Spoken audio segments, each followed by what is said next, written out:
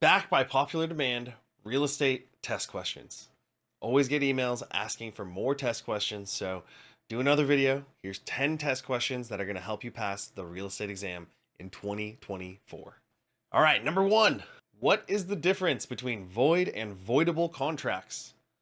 Oh, I like this part. It says choose the best answer. A. They are one in the same. The two terms can be used interchangeably. B. Voidable contracts are only used on residential property, while void contracts can be used in any real estate related transaction.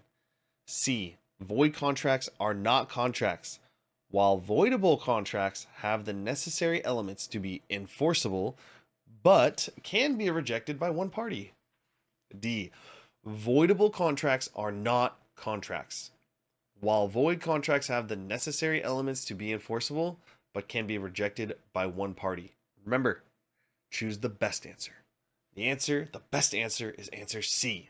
Void contracts are not contracts because they lack an essential element of a contract and thus are unenforceable. Voidable contracts have the necessary elements to be enforceable, so they appear to be valid, but can be rejected by one party if the contract is discovered to have any number of defects. Question number 2. Which of the following legal concepts requires real estate listings to be in writing? A.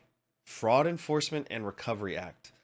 B. Fair Housing Act. C. Statute of Transgression. D. Statute of Frauds. The answer is D. The Statute of Frauds requires certain types of contracts to be executed in writing. And the statute covers contracts for the sale of land, agreements involving goods worth over $500, and contracts lasting 1 year or more. Question number 3. What is a radioactive gas dispersed from natural decay of mineral in earth? Odorless, colorless, and tasteless. A. Asbestos. B. Radon. C. Mold. D. Argon.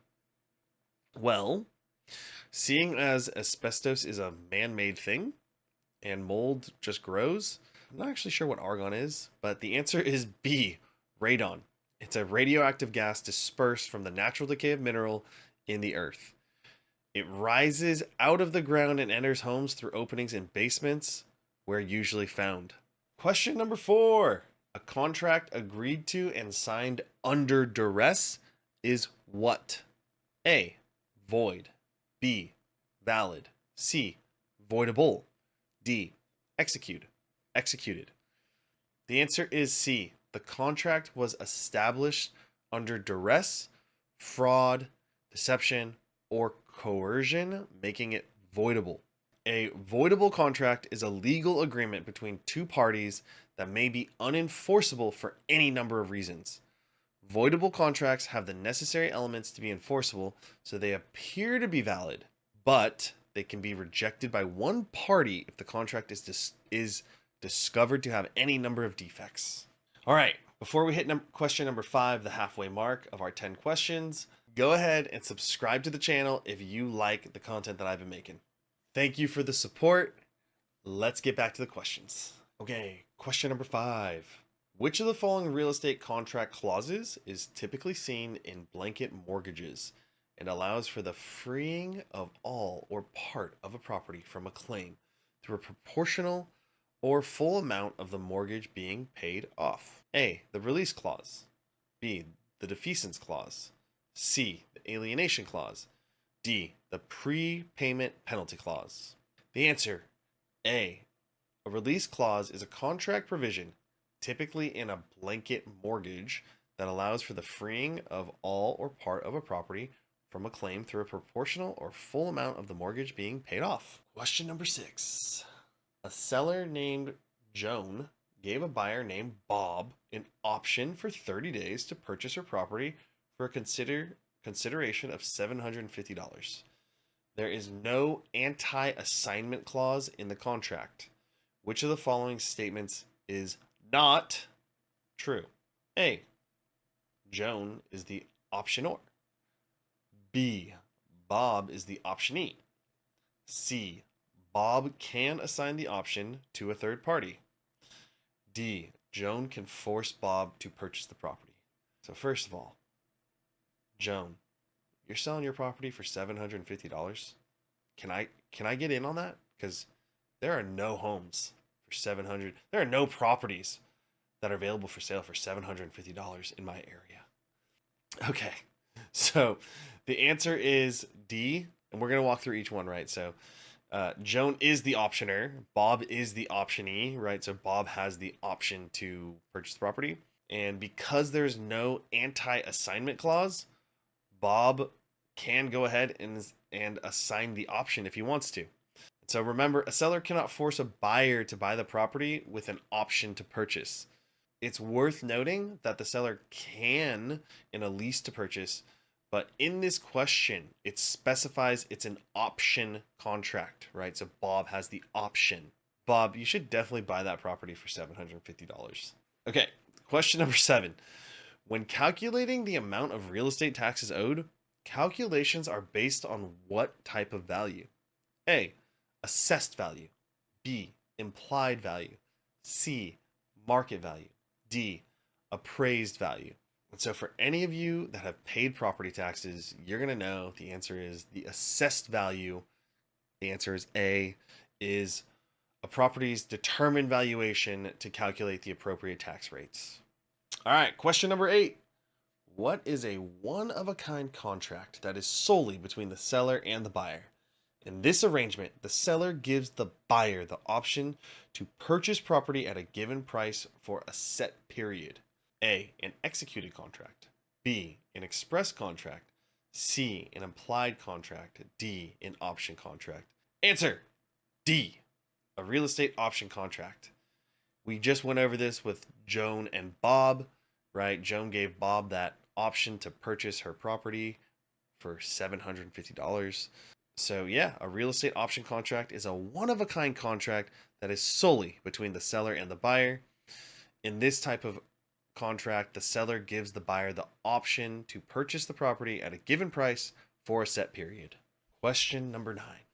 Under a lease for a commercial property, a tenant agrees to pay $3,000 per month plus 4% of the gross monthly sales. This type of lease is called A, single net lease. B, double net lease. C, triple net lease. D, percentage lease. The answer is D. A percentage lease is a lease in which all or part of the rental is a specified percentage of gross income from the total sales made upon the property. Okay, friends, we're here at the end. Question number 10. I've had a great time studying with you. I'm hoping this video really helps you pass your real estate exam. All right, question number 10. Under what situation, if any, may a lender consider age when making a lending decision? A, never. B, if the applicant's income might drop due to retirement. C, if the applicant's source of income is through any form of public assistance. D, discount or refuse to consider income because it comes from part-time employment, Social Security, pensions, or annuities. The answer is B.